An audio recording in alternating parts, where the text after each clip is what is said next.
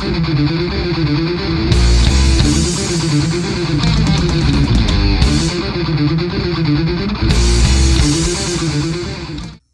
and welcome to Breaking It All Down. I'm Count Zero. This time I've got a video game for you for review as I take a look at Bioshock Infinite.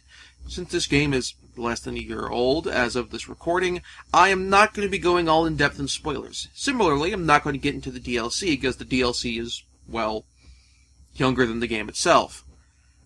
And in this case, when I'm recording, the second installment of the Burial at Sea DLC just came out. So, yeah. So, let's get started. Bioshock Infinite follows Booker DeWitt, a former soldier who took part in the massacre at Wounded Knee, and who later worked for the Pinkerton Detective Agency before being fired, or either that or quitting due to objections to some of the conduct that the Pinkerton Detective Agency engaged in, particularly involving strike breaking. DeWitt is hired to go to the floating city of Columbia to retrieve a girl named Elizabeth and take her back to New York City. If he does this, a considerable debt that Booker has accrued will be cleared. Booker, unlike the protagonist of the first two Bioshock games, is not a silent protagonist. Because of this, he's a lot more developed as a character. He's able to express remorse for his prior actions, and considering the horrible atrocity that Wounded Knee was, along with the things that it's implied that he had to do or did while working for the Pinkertons, if the character hadn't been able to express remorse for those actions, he would probably seem like less of a likable character. Does making Booker a verbal protagonist remove some sort of player agency in terms of interpretations of the character and his actions? Yeah. On the other hand, though, it gives narrative agency to Booker, I think. Silent protagonists, because they are silent protagonists, we have no way of knowing whether their actions they make are by choice or by force of circumstance. Or, to put it another way, it's the would you kindly situation from the original Bioshock. We, as a player, do what other characters tell us to do. With silent protagonists, you can't have the character say, I'm going to do this, and then do it, because he has no way to express a opinion or a desire to do a course of action, unless this is a situation where we're dealing with a silent protagonist who is mute. As far as actually mute, unable to speak, and thus then can in turn express themselves through hand gestures or sign language, depending on the time period the game is set. However, by giving Booker an ability to speak, we really have an opportunity to give the character agency when he does something. He's effectively saying, I am going to do this, as opposed to getting a mission objective from a third party. Though the second option, objective from a third party, happens as well. There's a certain degree of, someone asked me to do this, I'm choosing to do it, as opposed to not doing it. And in some cases, the objective, when it pops up on screen, is something that Booker said he's going to do. It says, oh, we need to go do this, and then boom, on screen, objective is go do this. It's clear that this is the objective that Booker has decided, or this is the option that Booker has decided to take. So it still doesn't give narrative agency to the player, as far as for what kind of character is Booker, who do I want him to be, as in terms of playing a role. But honestly, given a choice of purely silent protagonist, with an option to interpret the protagonist's actions, versus a spoken protagonist where I can't easily interpret who the protagonist is, but I can, but the protagonist has agency. I probably split down the middle. Depends on how the verbal protagonist is depicted. But I'd rather prefer if I had to pick between a likable spoken protagonist or a blank slate silent protagonist who I can project myself onto. I'll pick the verbal protagonist. This situation also allows Booker and the player to build a better rapport with Elizabeth. Elizabeth, as a character, is a lot like a Disney princess, albeit a Disney princess in the world of xenophobic, militaristic ultranationalists who want to exterminate all life on Earth that isn't part of their chosen people. Sort of like a cross between the Know-Nothings and the Daleks. This leads to an interesting take on the game's world. After being freed from her imprisonment, Elizabeth displays an intense energy and enthusiasm to learn more about the world beyond the walls of her tower, to experience it in a better way than she was able to through the tears that she's able to open through the fabric of reality. However, this also means that through Booker and her, we see Elizabeth become more disillusioned with society as she discovers the true, ugly, horrible underbelly that lies beneath the surface of Columbia. And so at this point, I should probably talk a bit about the gameplay and what role Elizabeth plays in the gameplay, as far as actually how you actually play the game. Much like the original Bioshock, you have special powers that you can get that give you special attacks, whether it's the ability to project fire, or the ability to attack with a horde of crows, or whatever. In Infinite, they're called Vigors, and they operate off a separate energy gauge, like with Bioshock 1 and 2. This brings up Elizabeth, and what role she plays. Is, rather than make this game into a 15 to 20 hour escort mission, which would be frustrating, she is instead kind of allowed to roam around the environment and get stuff for you to help you through the combat situation. If you're running low on ammo, she may find you bullets for whatever your primary gun is, or whatever the gun you're low on is. If you're low on health, she'll find you an item to replenish your health. And if you're low on energy for your vigors, which is called salts, you can get those if she finds them for you. Also, when you're not in combat, she may occasionally find some money and toss it over to you that you can then use to purchase additional power-ups or restock on health items or replenish on vigors or what have you. So this really helps make the game flow better. You don't have the risk of Elizabeth getting killed out of the blue, sending you back to your last checkpoint, or otherwise basically making you having to play one particular way because you're stuck dealing with however Elizabeth's AI is coded for her to move, thus letting you play how you want to, whether it's long range with sniper rifles, or up close and personal with melee and maybe shotguns. And also, it means that while you still have to manage your resources, whether it's health, whether it's ammunition, whether it's your salts for your vigors, you can still... You don't have to focus quite as much. Additionally, Elizabeth has the ability to use tears in the environment, much like in the narrative, to bring things in. In this case, these are things to help you negotiate the environment or negotiate through combat.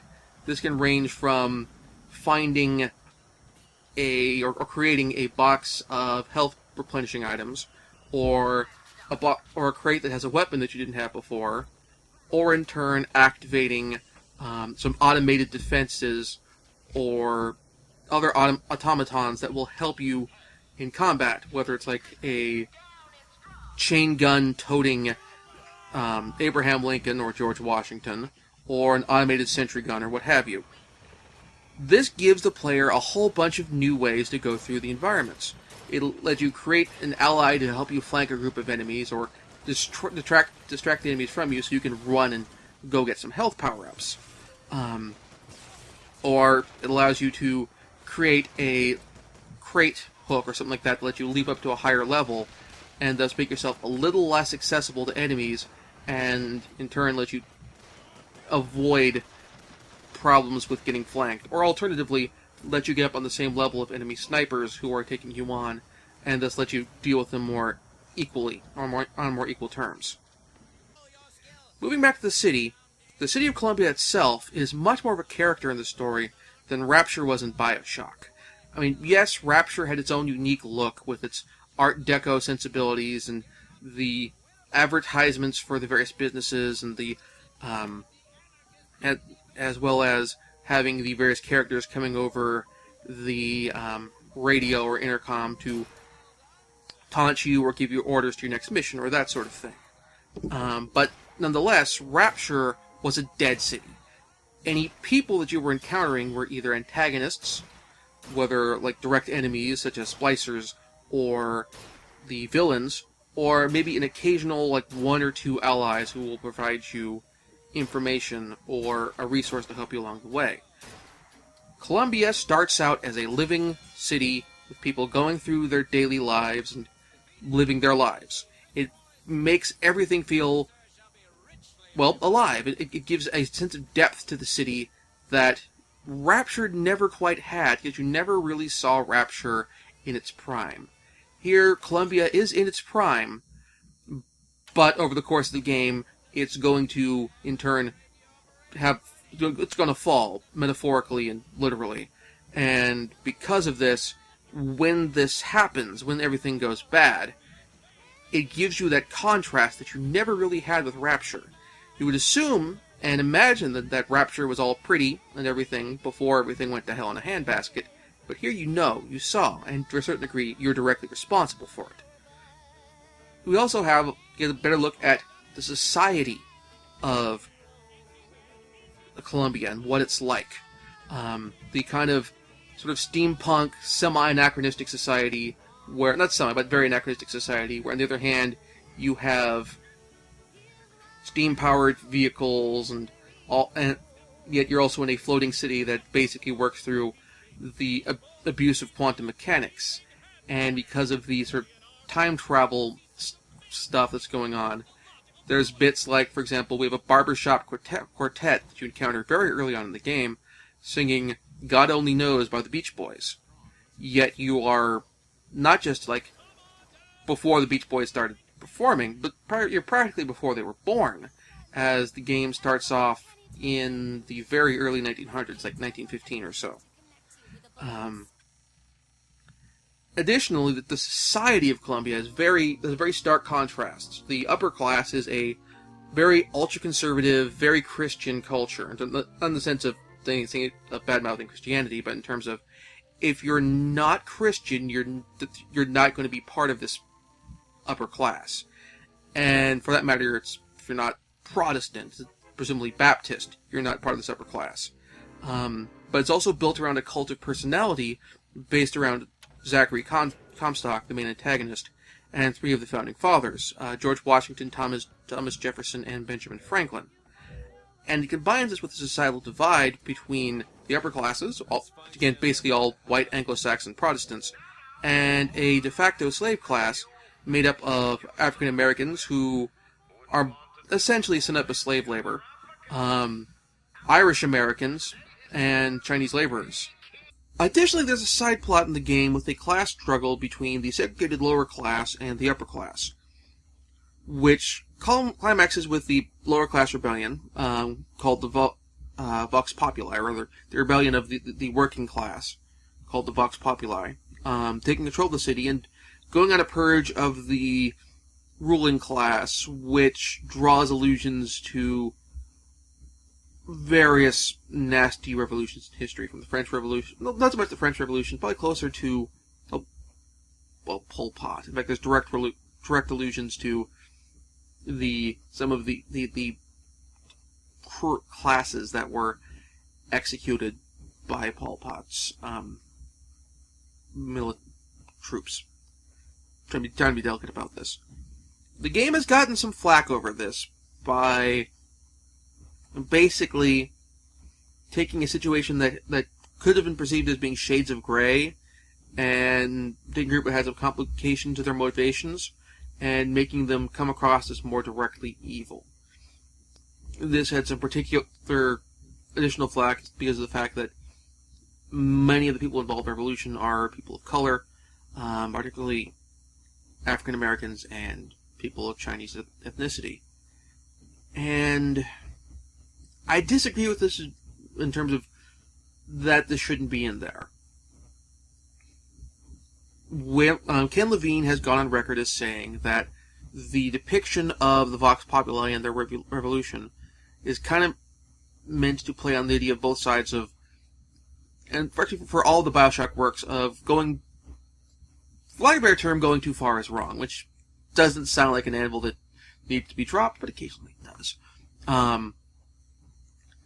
I mean, we have plenty of examples in history of populist revolutions that turned into violent, ugly, horrible things.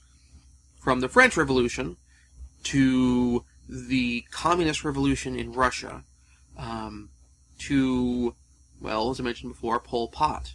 I mean, he was a Maoist revolutionary. For that matter, Mao. So, I can kind of cut some slack on this. Not all revolutions are as clean-cut as the American Revolution was, relatively speaking. I mean, the American Revolution had its own really nasty problems, too. Such as Tory households being attacked and members of the family being scalped, and also other sorts of charming things. So, I can kind of cut some slack on this. In any case, as far as my verdict on the game itself goes, Bioshock Infinite made it on a lot of sites' lists for Game of the Year of 2013, even if it didn't win. When they put together their top 10s or their top 5s, it showed up there a lot. And I can't disagree with that assessment.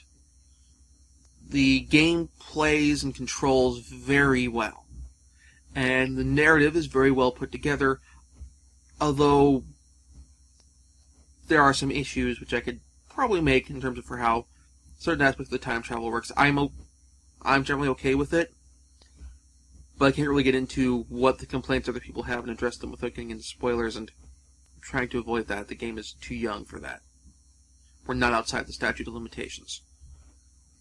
I'd say if you have a system that can play this game, whether a console or a PC, I would definitely recommend checking this game out. Thank you very much for watching. If you enjoyed the show, I'd recommend supporting my Patreon. It will help me upgrade my equipment and hopefully get the show out more often. And if you want to support, there's a link in the show notes. So thank you very much for watching, and I'll see you next time.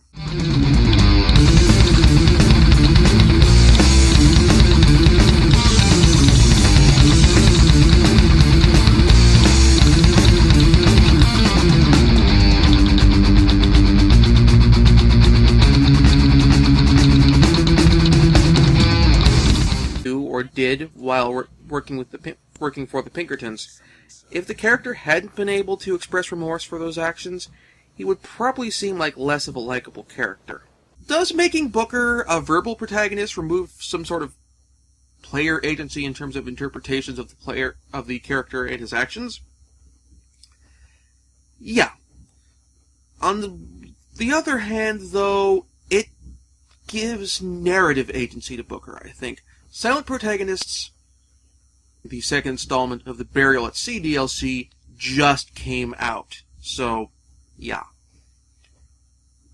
So, let's get started. Bioshock Infinite follows Booker DeWitt, a former soldier who took part in the massacre at Wounded Knee, and who later worked for the Pinkerton Detective Agency before being fired. Or either that or quitting due to objections to some of the conduct that the Pinkerton Detective Agency engaged in, particularly involving strike breaking. Because they are silent protagonists, we have no way of knowing whether their actions they make are by choice or by force of circumstance. It's to put it another way, it's the would you kindly situation from the original Bioshock. We, as a player, do what other characters tell us to do. With side protagonists, you can't have the character say, DeWitt is hired to go to the floating city of Columbia to retrieve a girl named Elizabeth and take her back to New York City. If he does this, a considerable debt that Booker has accrued will be cleared. Booker, unlike the protagonist of the first two Bioshock games, is not a silent protagonist. Because of this, he's a lot more developed as a character. He's able to express remorse for his prior actions, and considering the horrible atrocity that Wounded Knee was, along with the things that it's implied that he had to do.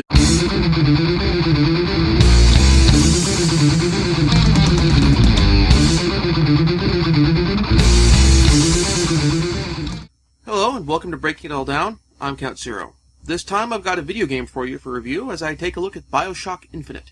Since this game is less than a year old as of this recording, I am not going to be going all in depth in spoilers. Similarly, I'm not going to get into the DLC because the DLC is, well, younger than the game itself. And in this case, when I'm recording